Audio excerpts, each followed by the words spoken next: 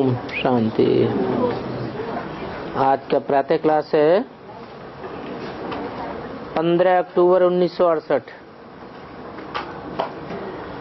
ये तो बच्चे जानते हैं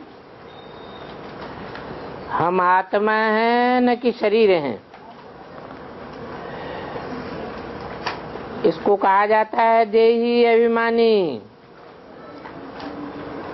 क्योंकि दुनिया में मनुष्य तो सब हैं देह अभिमानी।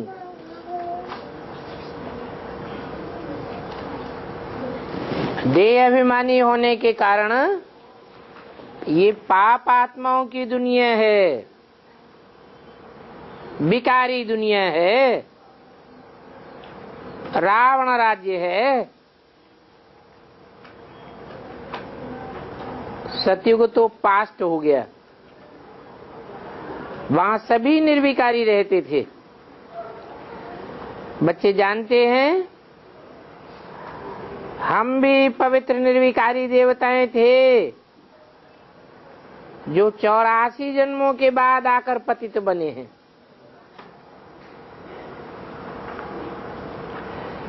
क्या बोला?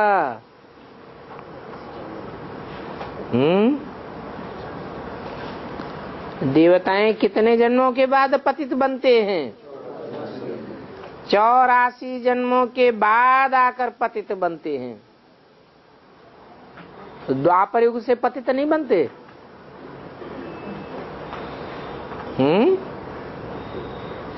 बनते तो हैं, लेकिन पतित बनने की गति धीमी होती है। अभी तो 84 जन्म सभी के नहीं कहेंगे।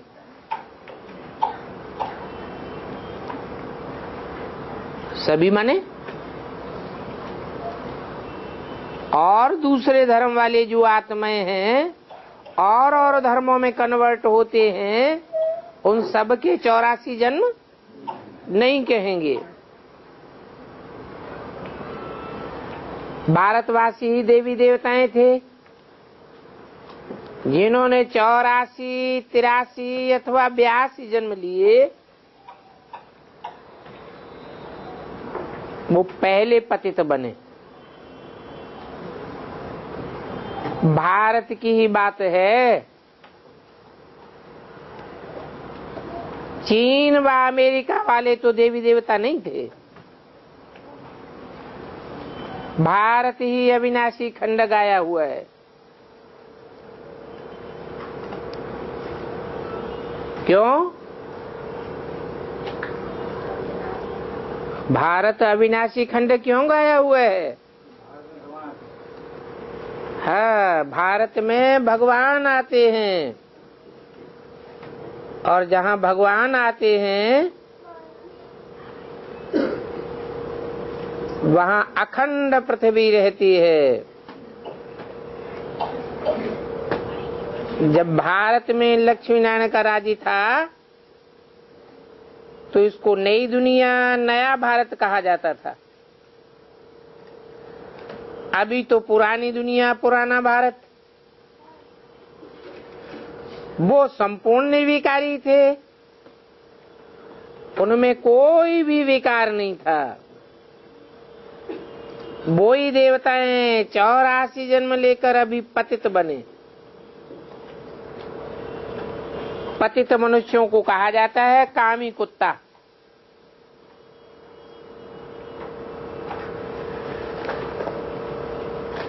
कोई एक स्त्री होती है और दूसरी करता है तो कहा जाता है ये कामी कुत्ता है। रात दिन विकार में ही फंसा रहता है। तो ये है काम का भूत। इच्छा पूर्ति न होने से फिर क्रोध आता है, तो कहा जाता है कामेषु क्रोधेषु। लोभ और मोह के भी भूत हैं। ये सभी कड़े भूत हैं,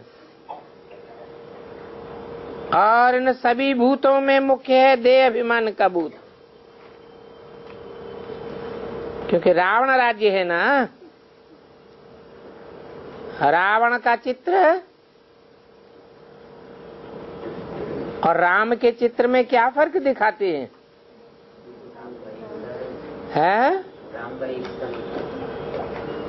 रावण का जो चित्र बनाते हैं बहुत बड़ा बनाते हैं और राम का चित्र छोटा बनाते हैं। क्यों? क्या दिखाने के लिए? कि रावण में देवान बहुत है और राम आत्मिक स्थिति वाला है। कि रावण है भारत का आधा कल्प का दुश्मन। मनुष्य में 5 विकार प्रवेश करते हैं। इन देवताओं में तो ये भूत नहीं थे। फिर पुनर्जन्म लेते लेते इन्हों की आत्मा में भी विकार आ गए। तुम जानते हो जब हम देवताएं थे तो कोई भी विकार का भूत नहीं था। सत्ययुग त्रेता को ही कहा जाता है राम राज्य। क्यों? शास्त्रों में तो त्रेता को राम राज्य कहा है, सतयुग को कहाँ कहा? बाबा सतयुग को क्यों कह देते हैं राम राज्य? क्योंकि सतयुग में भी जो राज्य की स्थापना होती है उसमें निमित्त राम वाली आत्मा ही बनती है। द्वापर कलयुग को कहा जाता है रावण राज्य।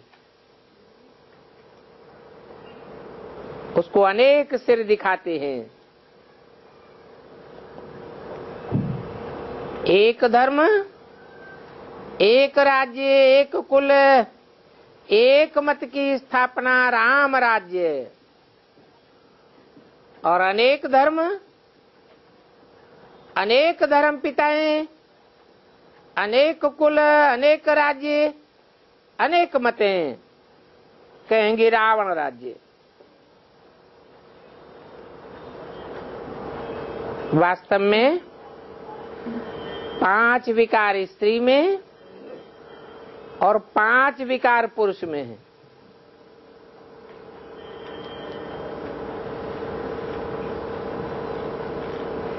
तो रावण को 10 सिर दे दिए हैं। विकारों की शुरुआत कहां से होती है?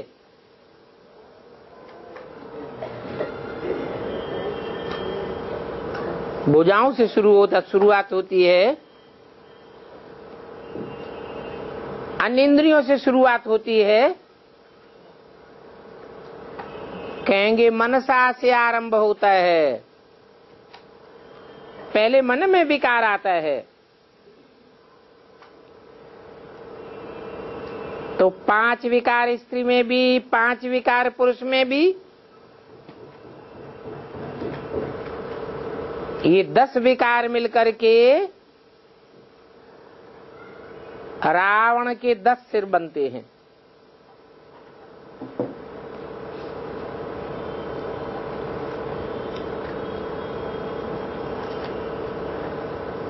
जाड़ के चित्र में देखेंगे 5 धर्म हैं भारतीय धर्म, 5 हैं विदेशी धर्म, लेफ्टिस्ट,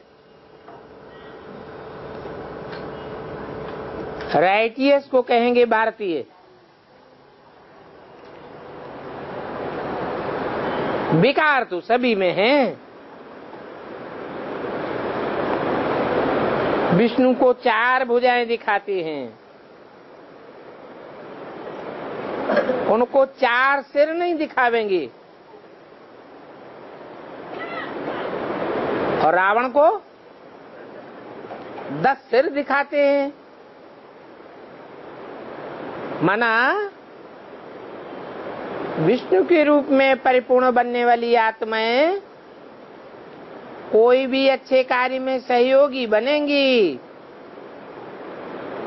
अकल नहीं चलावेंगी। ईश्वरीय कार्य में भी सहयोगी बनेंगी, अकल नहीं चलावेंगी। क्योंकि एक बार मान लिया ना ये ईश्वर का रूप है, तो रावण को मुख दिखाते हैं,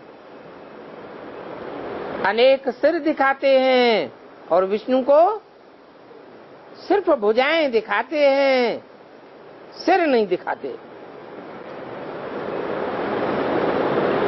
कहेंगे दो भुजा स्त्री की, दो भुजा पुरुष की, तो भुजा कोई जड़ है या चैतन्य है? भुजा माने मददगार। दो आत्माएं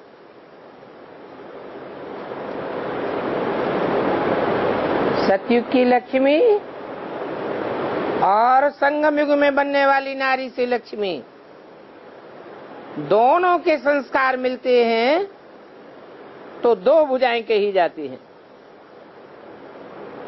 फिर दो भुजा पुरुष की, संगमयुगी नारायण और सतयुगी नारायण, चारों को मिलाकर के विष्णु चतुर्भुज कहा जाता है।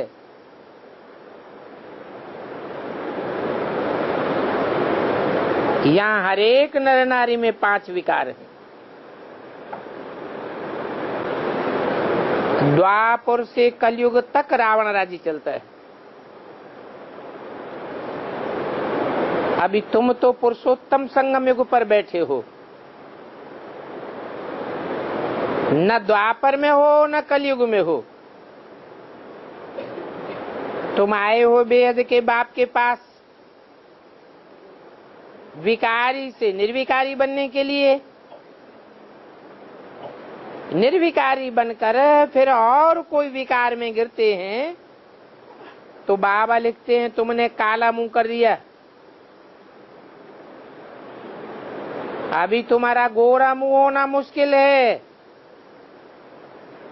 जैसे कोई 5 मार से गिर जाते हैं तो हड्ड गुड्ड टूट जाती है।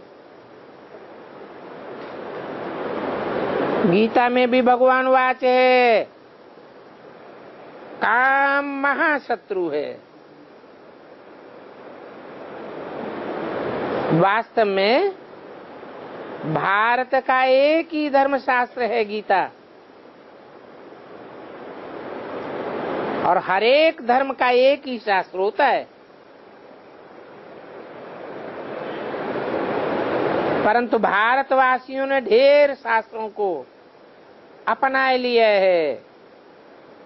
इसको कहा जाता है भक्ति। बुद्धि अनेक शास्त्रों में भ्रमित करती है, होती रहती है। आधा कल्प भक्ति चलती है। भक्ति करते करते नीचे ही उतरते जाते हैं। नीचे क्यों उतरते हैं? क्योंकि बुद्धि एक के पीछे नहीं भागती है। अनेक शास्त्रों ने, अनेक उनके लिखने वाले, सबको बुद्धि फॉलो करती है। दुनिया पुरानी होती जाती है, तमो प्रधान बनती जाती है। नई दुनिया को कहा जाता है सतो प्रधान। क्यों? पुरानी दुनिया को कहा जाता है तमो प्रधान। क्यों? सत्य एक है, उससे सात्विकता आती है, और झूठ अनेक प्रकार का होता है, उससे झूठ खंड बनता है। तामस आता है, तामसी दुनिया बनती है। सतो प्रधान को कहेंगे गोल्डन एज। कोई खाद की मिक्सचरिटी नहीं, तो वहां कोई भी प्रकार का लड़ाई झगड़ा आज भी नहीं होता। आयु बड़ी होती है, अवर हेल्दी अवर वेल्दी। अभी तुमको स्मृति आई है कि हम देवताएं जो एक ही मत पर चलने वाले थे तो बहुत सुखी थे। वहां अकाले मृत्यु भी कभी नहीं होता, मौत भी समय पर आती है और स्वेच्छा पूर्वक आती है। वहां काल का कोई भी डर नहीं रहता। वहां हेल्थ, वेल्थ, हैप्पीनेस, सभी प्रकार का सुख होता है। नरक में हैप्पीनेस होती नहीं, कुछ न कुछ शरीर का दुख लगा ही रहता है। ये नरक है अपार दुखों की दुनिया। क्यों? नरापार दुखों की दुनिया क्यों है? नरक और स्वर्ग अपार सुखों की दुनिया क्यों है? स्वर्ग अपार सुखों की दुनिया इसलिए है कि स्वर्ग बनाने वाला, स्व स्थिति में रहने वाला एक ही है, जो सबको स्व स्थिति में रहना सिखाता है। उसकी बनाई हुई दुनिया अपरम अपार सुखों की दुनिया है। और नरक, नर एक है अनेक हैं? अनेक हैं। तो नर बनाता है नरक, अपरम अपार दुखों की दुनिया है।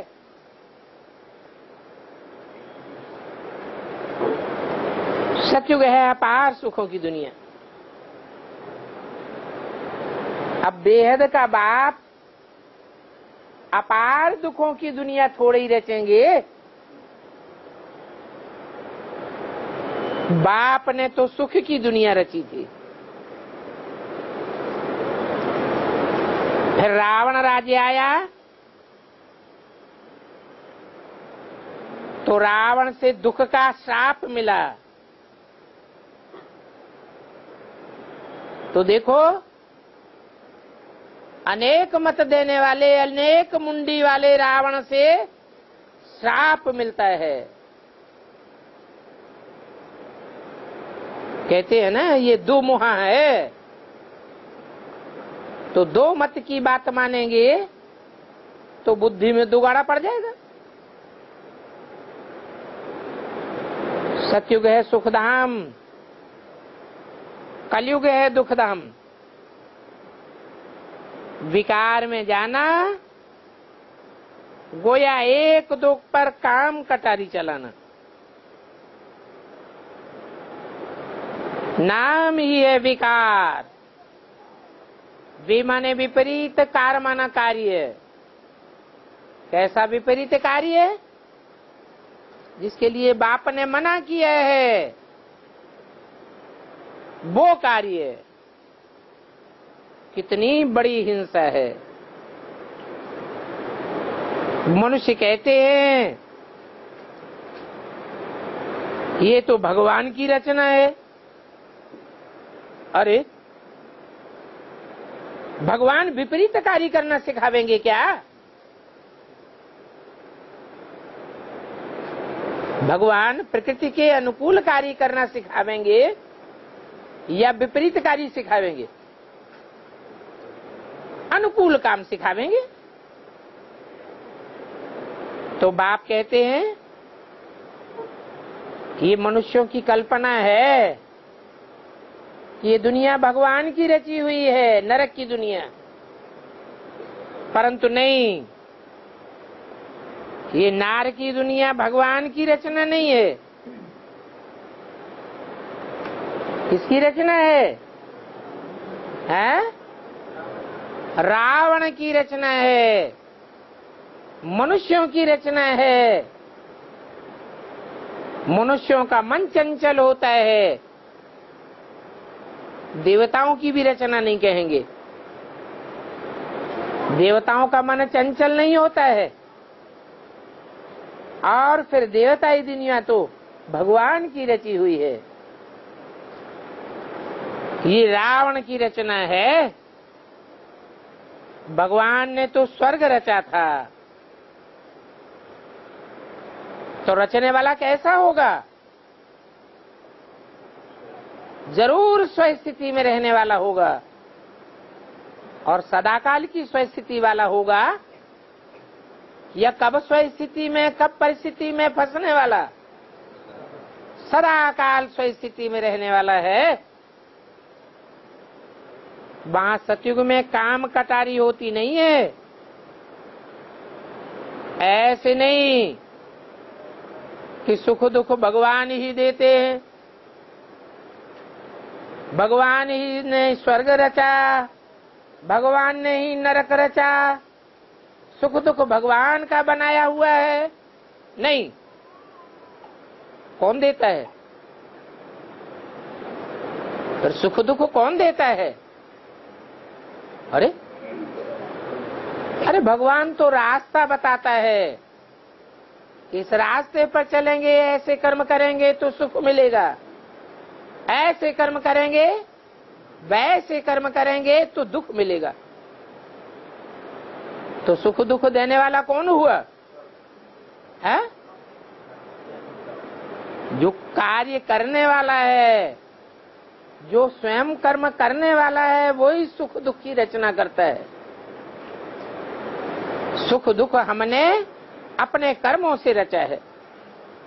सुख की दुनिया भी हमने रची भगवान की मत पर, और अपने लिए दुख की दुनिया भी रची किसकी मत पर?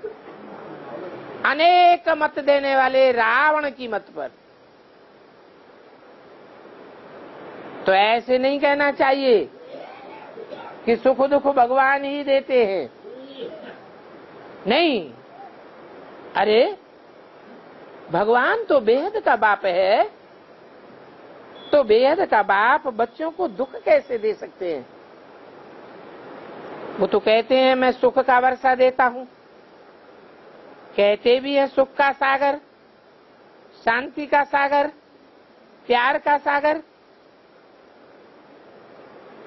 वो सुख देकर जाते हैं, फिर आधा कल्प के बाद रावण आकर श्रापित कर देते हैं। सतयुग में तो अथाह सुख थे, तुम बहुत मालामाल थे।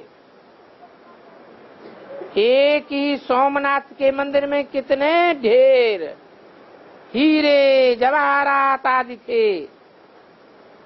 भारत कितना सॉल्वेंट था। अभी तो भारत इंसॉल्वेंट है। सतयुग में 100% सॉल्वेंट और कलयुग में 100% इंसॉल्वेंट,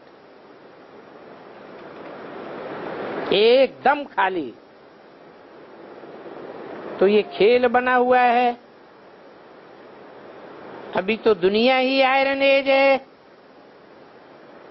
खाद पड़ते पड़ते बिल्कुल ही तमो प्रधान, काले लंगूर बन गए हैं।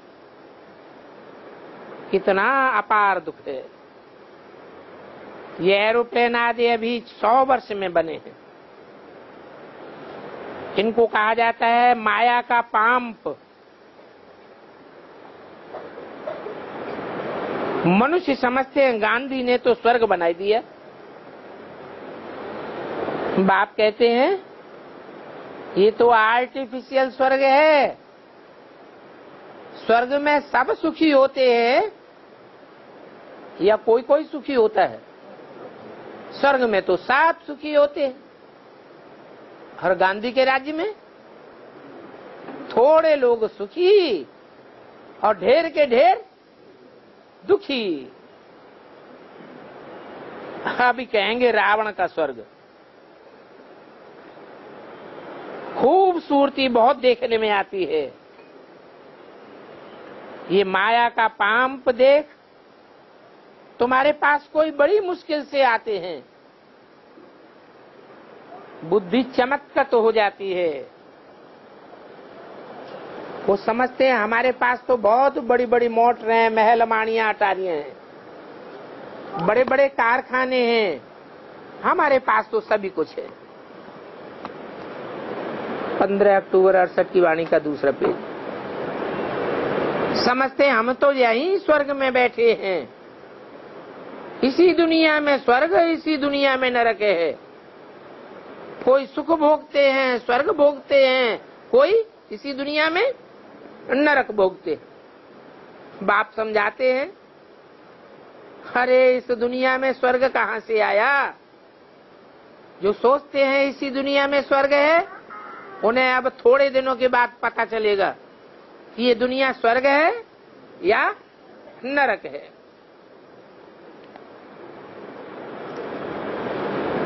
सत्य को कहा जाता है स्वर्ग, जबकि इन लक्ष्मी नारायण का राज्य था। अभी इनका राज्य थोड़े ही है। हाँ, कलयुग के बाद फिर इनका राज्य होगा। पहले भारत बहुत छोटा था। नई दुनिया में होते ही है 9 लाख देवताएं। बस पीछे वृद्धि को पाते हैं। मनुष्य सृष्टि वृद्धि को पाती रहती है ना। पहले सिर्फ इस दुनिया में देवी देवताएं ही थे। कितने कला संपूर्ण? 16 कला संपूर्ण।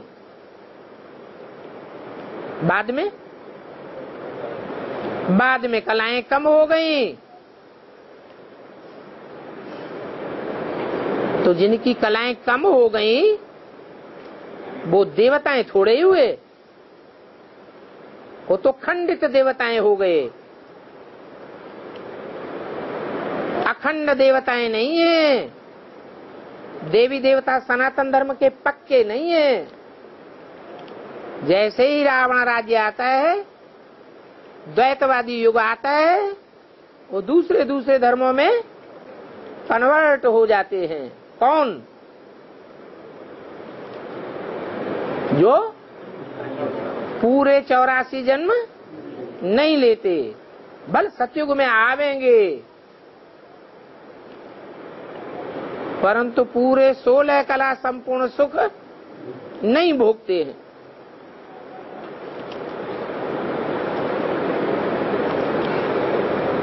पहले तो सिर्फ देवी देवताएं ही थे। तो असल देवी देवताओं की संख्या कितनी हुई है? ज्यादा से ज्यादा कितनी गए हैं? 9 लाख। तो बेहद का बाप ये वर्ल्ड की हिस्ट्री ज्योग्राफी बैठ समझाते हैं। बाप बिगर और तो कोई बता ही नहीं सकता।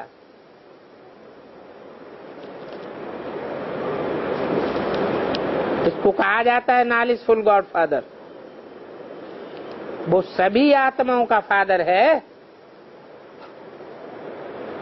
और आत्माएं सभी हैं भाई भाई। फिर बाद में भाई और बहन बनते हैं।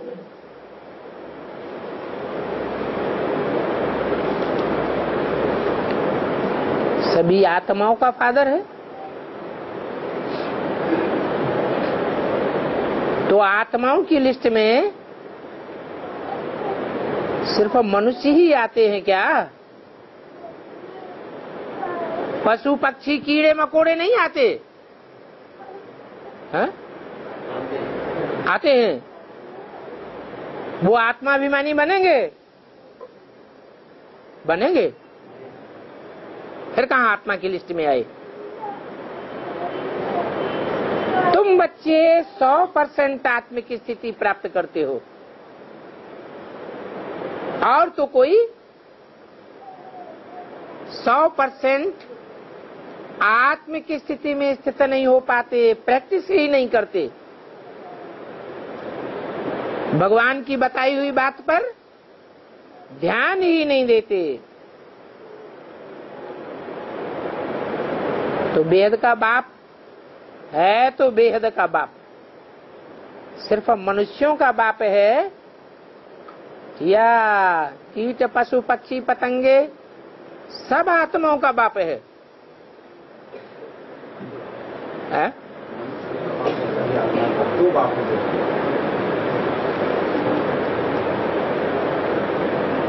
जो सुप्रीम सोल है,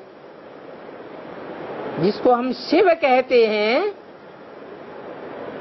वो सिर्फ आत्माओं का बाप है। और वो आत्माएं मनुष्य की श्रेणी में ही हैं या कीट पशु पक्षी पतंगे सब की श्रेणी में है? अच्छा, वो बाप किसको पढ़ाने आता है? कीट पशु पक्षी पतंगों को पढ़ाने आता है? नहीं। अपने बच्चों को पढ़ाने आता है? अपने बच्चों को पढ़ाने आता है ना? तो किसका बाप है? मनुष्यों का बाप है। मनुष्य नर को कहा जाता है। नर को क्या बनाता है? नारायण बनाने वाला है। इसलिए इसी बात को पकड़ करके मुसलमान लोग कहते हैं कि मनुष्य में रूह है, इंसान में रूहानियत होती है। जो पशु पक्षी पतंगे हैं उनमें रूह नहीं होती, इसलिए हम उनको काट पीट के खाते हैं।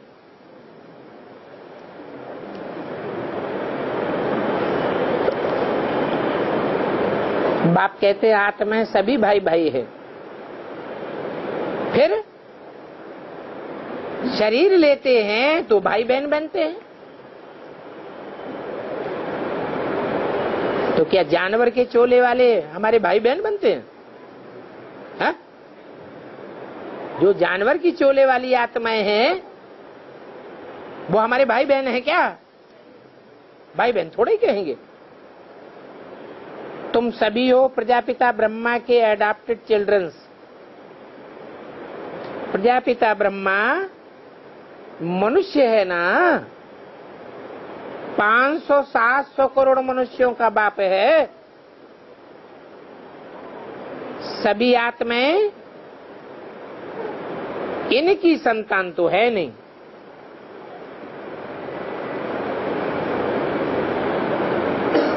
इनकी है? सभी आत्माएं इनकी संतान तो इनकी जब कहते तो किसकी तरफ इशारा करते थे? हैं? किसकी तरफ? इनकी, माना इनकी संतान सभी आत्माएं नहीं है। कितनी है फिर? हैं? इनकी संतान आखिर कितनी है? 9 लाख। प्रजापिता ब्रह्मा की संतान 9 लाख ही सिर्फ प्रजापिता ब्रह्मा को मानेंगे। कितने मानेंगे? 500-700 करोड़ मनुष्य मात्र जितने भी है, आखिरीन सब आदम को, एडम को, प्रजापिता को मानेंगे। तो यहाँ क्यों कह दिया सभी आत्मा इनकी संतान तो है नहीं? माने कीट पशु पक्षी पतंगों की आत्माएं इनकी संतान नहीं है।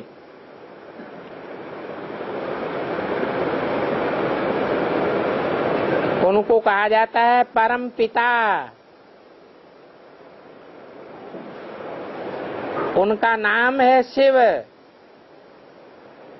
बस शिव अर्थात कल्याणकारी, सबका कल्याण करते हैं। कौन? प्रजापिता ब्रह्मा या शिव?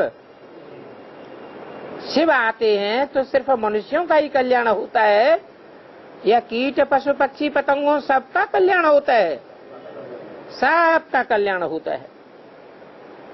बाप समझाते हैं मेरा तो एक ही नाम है, असल क्या? शिव। फिर भक्ति मार्ग में मनुष्यों ने तो बहुत मंदिर बनाए दिए हैं और उन मंदिरों के नाम भी अनेक रख दिए हैं। तो जब मेरा नाम एक ही शिव है और हर मंदिर में शिव का लिंग ही रखा हुआ है, तो उस लिंग के अनेक नाम क्यों रखे हुए हैं? क्योंकि शिव ने जिस साकार में प्रवेश किया हुआ है वो अनेक प्रकार के कार्य करता है, तो बहुत नाम रख दिए हैं। भक्ति की सामग्री कितनी ढेर है, उसको पढ़ाई नहीं कहेंगे। क्या कहा? पढ़ाई विस्तार में है या पढ़ाई सार में है? सार में है पढ़ाई, विस्तार में है भक्ति। भक्ति में एम ऑब्जेक्ट कुछ भी नहीं है। भक्ति है ही नीचे उतरने का मार्ग। नीचे उतरते उतरते तमो प्रधान बन जाते हैं। फिर तमो प्रधान से सतो प्रधान बनना सभी को है। तुम सतो प्रधान बनकर स्वर्ग में आवेंगे,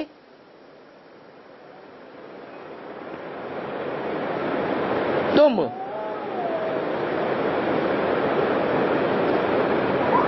क्या? तुम सतो प्रधान बनकर स्वर्ग में आवेंगे? ये नहीं आवेंगे। यह और इनके फॉलोअर आवेंगे कि नहीं आवेंगे? हैं? आवेंगे? आवेंगे तो, लेकिन उनको अपना शरीर नहीं होगा, तो आना ना आना बराबर हो गया। तो ये हो और चाहे वो सब हो दूसरे धर्म वाले, वो नई दुनिया में नहीं आते हैं, सतो प्रधान दुनिया में नहीं कहेंगे। वो कहाँ रहेंगे? वो सतो प्रधान दुनिया में नहीं आवेंगे। न यह, न इनके फॉलोअर, न वो सब, न उनके फॉलोअर, तो कहाँ रहेंगे? अरे नई सतो प्रधान दुनिया में नहीं आवेंगे तो कहाँ रहेंगे? शांति धाम में रहेंगे। ये बात अच्छी रीति याद कर लो।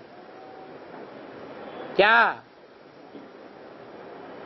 कि उनको शांति की दुनिया मिलेगी और तुमको सुख और शांति दोनों की दुनिया मिलेगी। बाप ने समझाया है, तुमने हमको बुलाया है। क्या कहा? न इनने बुलाया है, इसने भी नहीं बुलाया है, इसके फॉलोअर्स ने भी नहीं बुलाया है। बुलाया है? अभी शूटिंग कर रहे हैं बुलाने की है?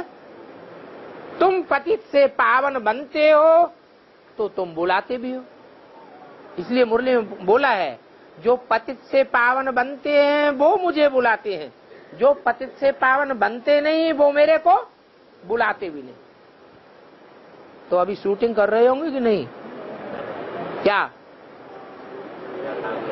जो पतित से पावन जिन्हें बनना होता है उनको आस लगी रहती है, बाबा जल्दी आओ। और जिनको पतित से पावन नहीं बनना है वो नहीं बुलाते। तो बोला, वो किसको बुलाते होंगे? वो किसको बुलाएंगे? अरे बुलाते होंगे किसी को कि नहीं? हैं? हाँ, कोई दादी को याद कर रहा होगा, कोई दादा को याद कर रहा होगा। हमारी दादी कोई के तन में आ जावे, हमारा ब्रह्मा कोई के तन में आ जावे, दादा कोई के तन में आ जावे। जो जिस धर्म का होगा वो उसी को फॉलो करेगा ना, उसी का पीछा करेगा ना, कि दूसरे का पीछा करेगा? उसी का करेगा। तो देखो तुमने हमको बुलाया है, बाबा हम पतितों को आकर के पावन बनाओ। क्या हम पुरुषार्थ करते करते अब थक गए, अब हमारे से होता नहीं है, तो क्या करो, आप ही तरस पर होई, आकर के पावन बनाओ। तो अब मैं तेरे बहाने सर्व का भला, बुलाते तो तुम हो, लेकिन तुम्हारे बुलाने पर मैं आता तो हूं, लेकिन ऐसे नहीं कि तुम्हारा ही कल्याण करता हूं, तुम्हारे बहाने सारी दुनिया का भला हो जाता है, सारी दुनिया को पावन बनाने आया हूं, पावन बना करके ही ले जाऊंगा। मनुष्य समझते हैं कि गंगा स्नान से हम पावन बन जाएंगे। कौन मनुष्य समझते हैं?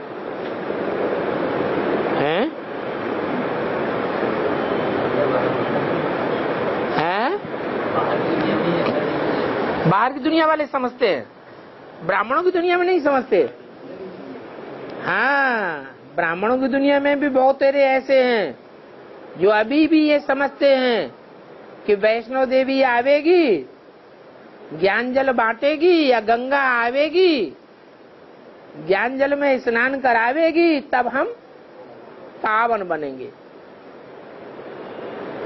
अब भगवान के किए धरे कुछ भी होने वाला नहीं है। तो मनुष्य समझते हैं कि गंगा स्नान से पावन बन जाएंगे। अरे गंगा स्नान से पावन बनते हैं, या जो भगवान ने ज्ञान सुनाया है, चाहे गंगा को, चाहे वैष्णवी देवी को, चाहे कोई भी नदियों को, उस ज्ञान को धारण करने से पावन बनेंगे, धारण करने से पावन बनेंगे। गंगा को पतित पावनी समझते हैं,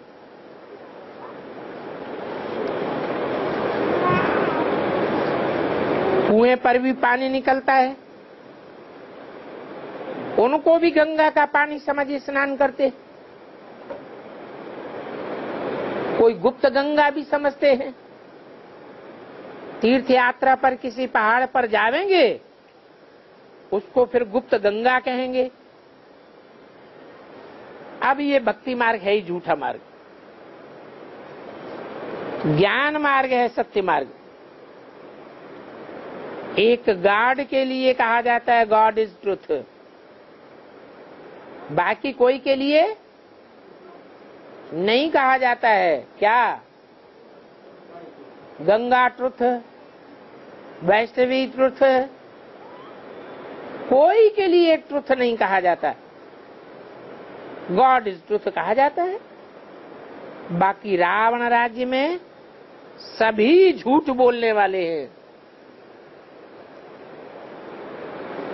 एक सच्चा और बाकी सब झूठे। एक सदगुरु अकाल मूर्त सिखों में भी बोलते हैं। अच्छा, सिखों में ही एक का सच्चा का यादगार है, हिंदुओं में नहीं है। क्या है? भूल गए हैं? वो तो जब मरते हैं तभी बोलते हैं, हमेशा तो नहीं बोलते हैं। हाँ, सत्यनारायण की कथा घर घर की जाती है, एक सत्यनारायण के लिए ही कहेंगे सत्य कथा, और सत्य लक्ष्मी की भी कथा नहीं गावेंगे। तो देखो, देवताओं को भोग भी शुद्ध लगाते हैं। अभी तो आसुरी राज्य है, सतयुग त्रेता में है ईश्वरीय राज्य। तो भोग कैसा लगाते हैं? है? अभी भगवान को कैसा भोग लगाते हैं? शुद्ध लगाते हैं या अशुद्ध लगाते हैं? अरे हैं? शुद्ध भोग लगाते हैं। अभी तो आसुरी राज्य है, यथा राजा तथा प्रजा। सतयुग त्रेता में है ईश्वरीय राज्य। वो ईश्वरीय राज्य अभी स्थापन हो रहा है। ईश्वर आकर के सभी को पावन बनाते हैं।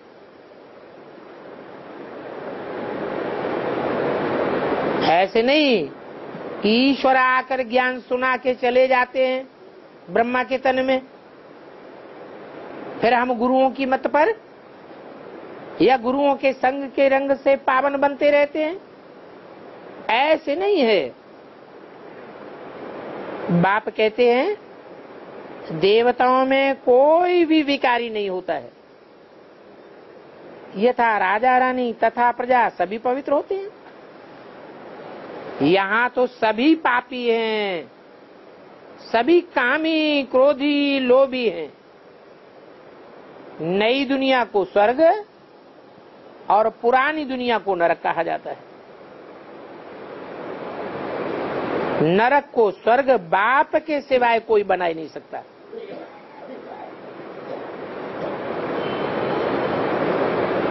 कोई बना सकता हो तो बताए। एक ही बाप है देवी देवता सनातन धर्म की स्थापना करने वाला, जो नरक को स्वर्ग बनाते हैं। बाकी ग्रेट फादर्स तो बहुत कहे जाते हैं, इब्राहिम, बुद्ध, क्राइस्ट, गुरु नानक आदि, परंतु नरक को स्वर्ग कोई भी नहीं बनाते हैं। यहाँ तो सभी नरकवासी हैं, पतित हैं, सब विषय विकार से जन्म लेते हैं। हैं? सब विषय विकार से जन्म लेते हैं। निर्विष से जन्म लेने वाला यहाँ कोई भी नहीं है। हाँ?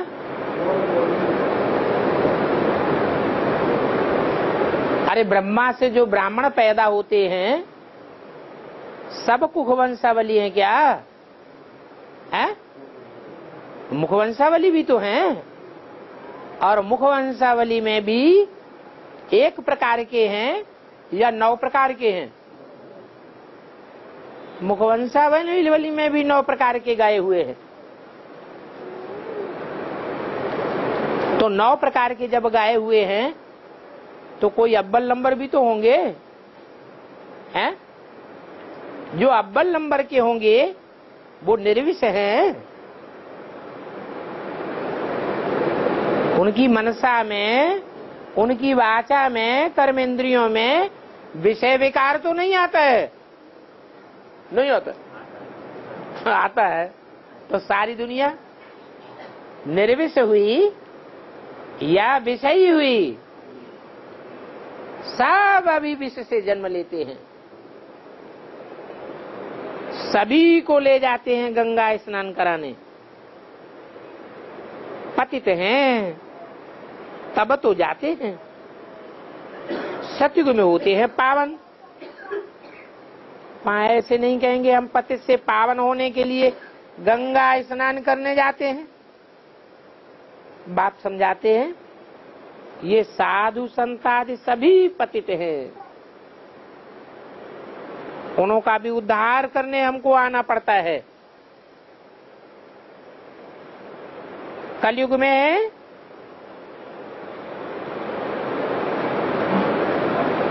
इन्होंने लिख दिया है 450 करोड़। बाकी क्या सब संत संगम युग में हो गए क्या? सतयुग में होंगे 9 लाख। तो देखो कितना फर्क है। ये वैरायटी मनुष्य सृष्टि रूपी झाड़ है। इस मनुष्य सृष्टि रूपी झाड़ का, वैरायटी झाड़ का बीज एक है या अलग अलग है? हैं? वैरायटी मनुष्य झाड़ का बीज तो एक ही है, वो बीज रूप है भगवान। कौन सा भगवान? सिंगल भगवान या भगवान भगवती कहा जाने वाला भगवान है? कौन है बीज मनुष्य सृष्टि रूपी झाड़ का? भगवान भगवती कहा जाने वाला भगवान वो बीज है। जो सिंगल है वो कौन है? एक शिव भगवान। उसको वैरायटी मनुष्य सृष्टि रूपी झाड़ का बीज नहीं कहेंगे।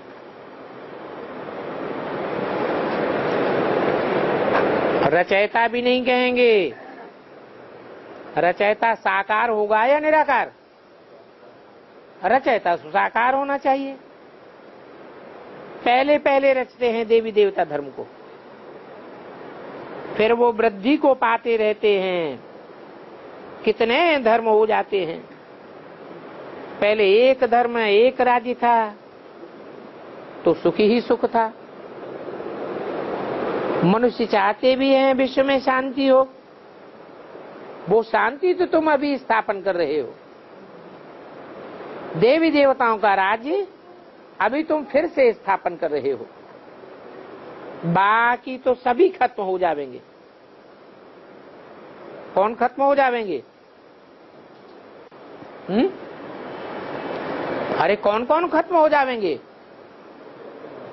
हैं? और धर्म वाले जो अपने धर्म के पक्के हैं, कन्वर्ट होते हो या कन्वर्ट न होते हो, वो दोनों ही खलास हो जाएंगे या दोनों में से कोई रहेंगे? है?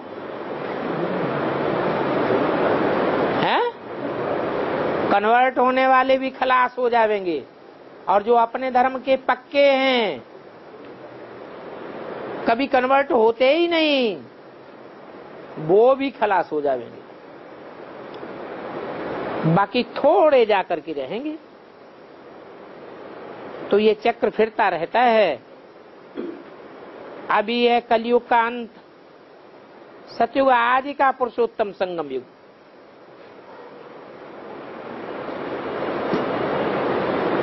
इसको कहा जाता है कल्याणकारी युग। कलयुग के बाद सतयुग स्थापन हो रहा है। तुम संगम युग पर पढ़ते हो, इसका फल फिर सतयुग में मिलेगा। कौन से सतयुग में?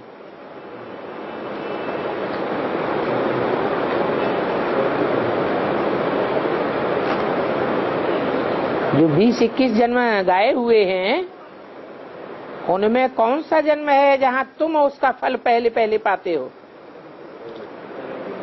स्वर्णिम संगम युगी सतयुग में तुम उसका फल पाते हो। ऐसी पढ़ाई तो कहीं भी होती नहीं है। तुमको इस पढ़ाई का सुख नई दुनिया में मिलेगा। यहाँ जितना पवित्र बनेंगे, पढ़ेंगे, उतना ही ऊंच पद पावेंगे। अगर कोई भी भूत रह जाएगा तो एक तो सजा खानी पड़ेगी और दूसरा फिर वहां जाकर के कम पद पावेंगे। क्या कहा? भूत किस में आवेंगे? है 1.5 लाख में? है नहीं, देवान में तो आवेंगे। देवानी तो अभी सभी है। आत्माभिमानी पक्के कोई है क्या? है? तो भूत जो हैं वो अंत तक किसमें आते रहेंगे?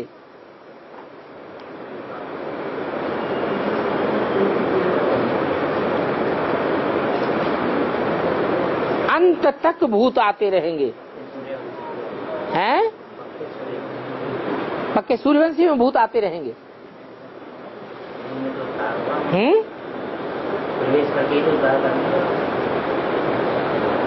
पक्के जो सूर्यवंशी होंगे उनमें भूत आते रहेंगे। यहाँ जितना पवित्र बनेंगे, उतना ऊंच पद पावेंगे। अगर कोई भूत होगा तो सजा खानी पड़ेगी, वहां पद कम हो जाएगा।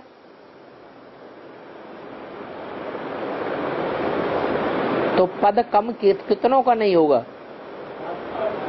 8 हैं जिनमें कोई भूत प्रवेश नहीं करेगा।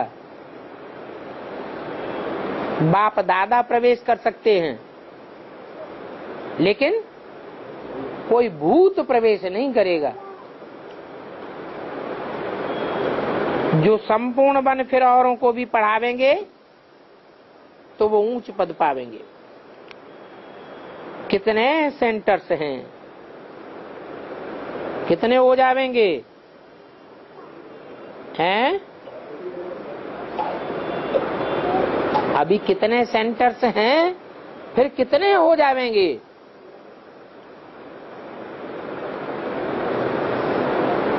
ब्रह्मा कुमारियों के तो हजारों हैं कि लाखों हैं? हजारों हैं। और तुम्हारे कितने सेंटर्स हो जाएंगे? हैं? लाखों की तादाद में हो जाएंगे। सारे भारत में खुलते जाएंगे। पाप आत्मा से पुण्यात्मा बनना, ये है बनाना, ये है तुम्हारी अहम ऑब्जेक्ट। पढ़ाने वाला एक ही शिव बाबा है, और वो है नॉलेजफुल, ज्ञान का सागर, सुख का सागर। वो ही आकर के पढ़ाते हैं। ऐसे नहीं समझो कि ये पढ़ाते हैं। कौन पढ़ाते हैं? ज्ञान का सागर और सुख का सागर आकर के पढ़ाते हैं। कहां से आकर पढ़ाते हैं? माने अभी नहीं आए हैं, जब ये मुरली चल रही थी हैं, आ गए। वो ज्ञान का सागर, सुख का सागर रूप कहा जा सकता है, फिर उसकी पूजा होनी चाहिए। ब्रह्मा की न पूजा होती है, न मंदिर बनते हैं, न मूर्तियां बनती है, तो सुख का सागर कैसे हुआ? तो बाप ही आकर के पढ़ाते हैं, यह नहीं पढ़ाते हैं। इनमें आकर वो पढ़ाते हैं। इनको कहा जाता है भगवान का रथ। किनको? राम और कृष्ण को कहा जाता है भगवान का रथ। तुमको कितना पद्मा पदम भाग्यशाली बनाते हैं, तुम तो बहुत साहूकार बनते हो। ओम शांति।